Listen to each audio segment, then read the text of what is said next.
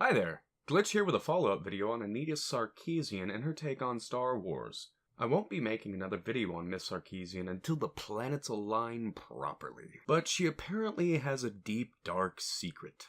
Personally, I'd love to know where the bodies are buried, so let's dispense with the pleasantries and plot a course to the stupid sector. Well, hiya, honey! The truth is that I have a deep, dark secret of my own. I'm not a Star Wars fan. Well, that's disappointing. That's your deep, dark secret? It's not very dark and a bit weak where secrets are concerned, but yet it isn't unpredictable. After all, I heard you're not a fan of video games either. So it's not exactly a fandom. I'm not a fan of video games. I actually had to learn a lot about video games in the process of making this. I first watched the original 3 movies sometime in my early 20s, then again a few years later. Both times I had the same reaction. They were fine. Clearly they were an important part of cinematic history, but I wasn't converted to Star Wars fandom the way millions of other viewers had been.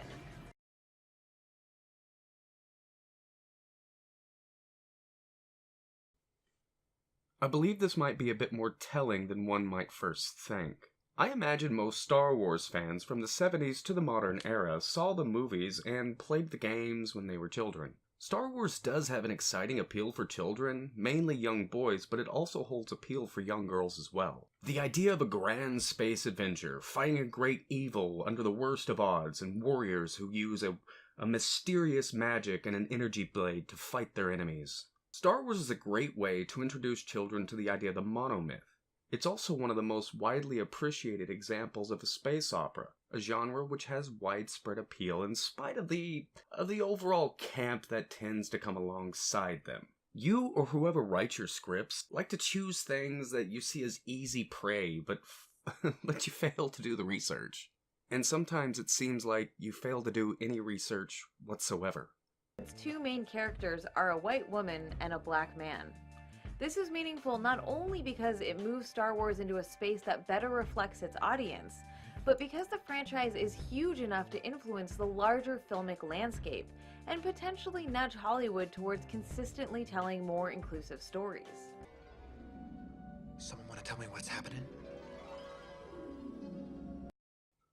What you desire, what your opinion is, moves Star Wars and Hollywood into a safe space that fits with your ideology. Just because something's popular doesn't mean it has a responsibility to impact other work, even though it might have an impact on other work. Furthermore, it's not the responsibility of a popular thing to push an agenda that bends to the preference of someone that didn't help create it. For example, if I want aliens to be more alien in Star Wars, I don't have the right to demand that Star Wars does it just because it's my preference. But then again, I don't have an agenda to change the way a fictional world is because it doesn't belong to me. I only have the right to alter and put what I think are improvements into my own fictional world. And yes, I have a fictional world of my own creation. Do you, or whoever wrote your video, do they have such a thing? Exactly how many parameters does a fictional work require to be considered inclusive in your point of view? What gilded soapbox gives you and your writers the right to think people who create anything should bow to your ideology, or any ideology the creator doesn't hold? You want to change fiction, fake reality. You want to do this in the hopes that it will change the way people think. Fiction is a way to explore other worlds that spring from the mind of the creator and blossom in the minds of those who choose to experience it. No creator ever should be forced to make what another claims is inclusive. Those who want inclusive fiction as you want it should make their own fiction. It's not a writer's responsibility to fill someone else's quota. It is their responsibility to write what they want, no matter the agenda or the ideologies they put into their own creation. From King Arthur to Luke Skywalker, we've been taught to associate the traditional hero's journey with male figures. For a franchise as massive as Star Wars to demonstrate that it doesn't always have to be this way is hugely significant.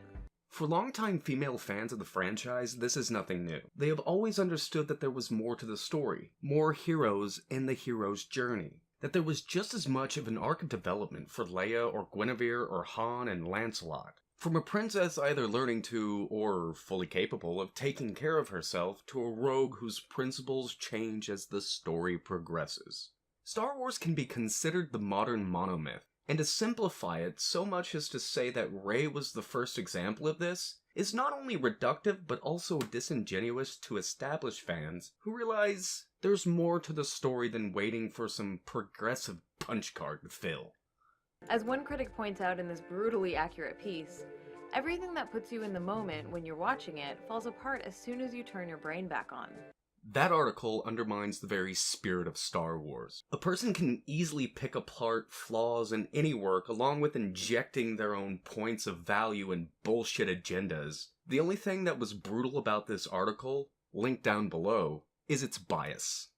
One of the most annoying points of the article is how it complains that the Force it's a tautological device, but just like in any other fiction which uses magic or mysticism to move the plot forward, it is absolutely necessary because it fits the world. In the context of Star Wars, the Force is quite literally what binds the universe together, and it is as much a literary device as it is a plot point.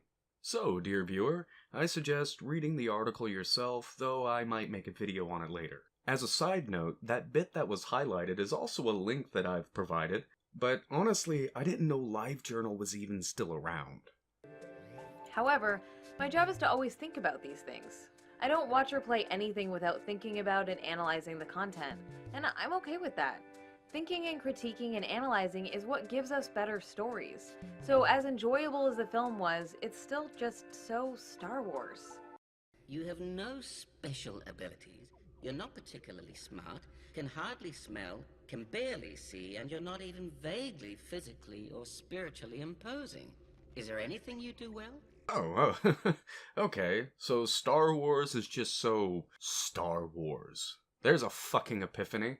If there is one thing that other, more talented YouTubers than myself have pointed out for time and time again, is that you don't analyze the content you talk about. I have my doubts that you think on it at all. I doubt that you even write your own reviews, just like this one. Critique is constructive. Even criticism can be constructive. Like I said in my first video about you, constructive critique ends where self-righteous criticism begins. Your only job is to push your chosen agenda, which unfortunately throws creators and artists under the bus, just so that you can repeatedly run them over without justification.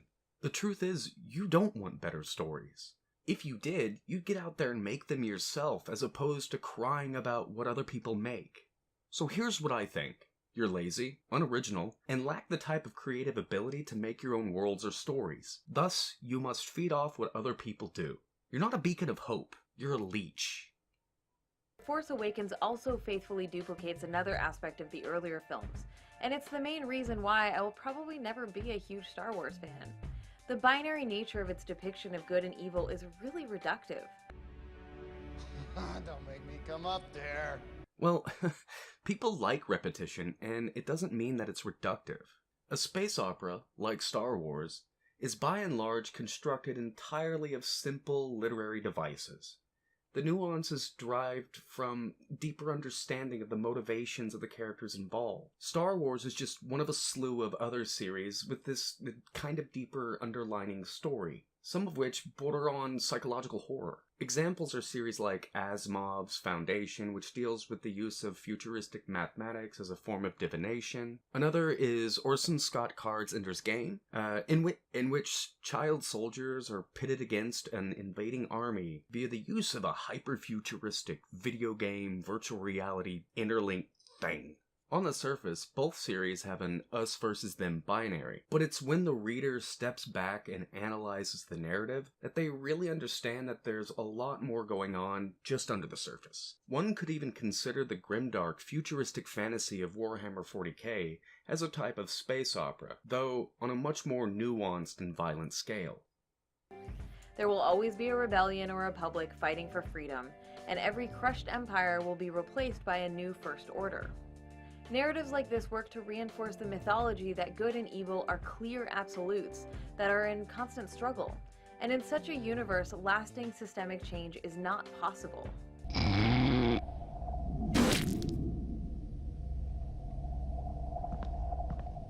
What is the matter with you people? There will always be dictators, and there will always be those who stand up against them. Not just in Star Wars, but in our own world, the real world. However, lasting systemic change isn't possible. There will always be usurpers, and clear villains, and hidden villains in both fiction and here on good old planet Earth. Fiction is one of the many ways to express and communicate what happens in the world around us. When an evil is clear, writers and creators can place them into a simple binary and expand on it. It's called world building. I mean, let's face it, reality kinda sucks. So some people like to slip into a fictional world that can be all too close or far away from our own because, in some ways, peace is a lie. Anyone see what I did there? Huh?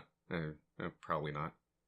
I was intrigued by Finn's resistance to his lifelong conditioning and his obvious horror at acts of violence and torture, but it took all of a few moments until he was more than fine killing the bad guys, even though he had just been one of them. Weren't they raised from childhood to be cogs in a military machine just like him? Don't they have the same potential for good that he does? Are their lives so expendable? I was reminded of the cult favorite sci-fi show Farscape and the long process that Aaron Sun went through to emotionally heal from her military indoctrination and understand the horror of what she was trained to become. Of course, storytelling in cinema has to be more economical than on television, but The Force Awakens acts as if these moral concerns don't even exist. What's your favorite? Creamsicle or Fudgesicle? I'm intrigued by the failure of this false equivalency. Yes, they are just cogs in a military machine. Yes, they do have the capacity to follow in Finn's footsteps. And yes, they are just that expendable. But this isn't a slice of life story. It's larger than life. It's about heroes and war. Star Wars generally focuses around political factions, whereas Farscape deals with species-based factions. Before they defected, Finn is a human fighting other humans and potentially aliens, whereas Aaron is a peacekeeper fighting any other species they are hired to protect against. Aaron's storyline after she was essentially taken prisoner on Moya is long and in-depth and well-developed in most places, but she's still a peacekeeper. A reptilian-derived species called Sebacean that was genetically engineered to keep peace in the galaxy, even though after several thousand years they essentially turned into a powerful group of mercenaries. Her transition begins with her being held prisoner by other prisoners who hated her species. She had to earn their trust, and it took years for her to fully understand that the peacekeepers were not what she thought they were. Aaron piloted a starfighter known as a Prowler who dealt mainly with spatial and atmospheric combat. Finn, on the other hand, is completely different. He was a trooper who had to deal with the people that were directly in front of him, and it didn't help that he was witness to a terrible massacre that snapped him out of his mental conditioning. And now we further digress. #Villainous Lives Matter. It is perfectly acceptable to like or even root for the bad guy. Say what you will about the prequels, but my favorite character in them was hands down Senator Palpatine. He didn't get as much screen time as I would have liked, but he was a good balance for the crybaby version of Anakin played by Hayden Christensen. But just because they are seen as the bad guy doesn't mean that if the narrative was told by way of the Sith and the Empire, that the rebellion would be seen in a very different light. One person's freedom fighter can be another person's terrorist. So in conclusion, Anita, you're a social vigilante, unwarranted and unwanted. You cannot create your own independent fiction, so you, as the Viper you are, spit venom at anything that you want to poison because it doesn't fit with your worldview. These situations are fictional, these characters are fictional, and it fills me with pride to know that you can't do a thing about it but sit on the sidelines and pout. But that's all for this video. So do me a favor, like, subscribe, share, and glitchy out.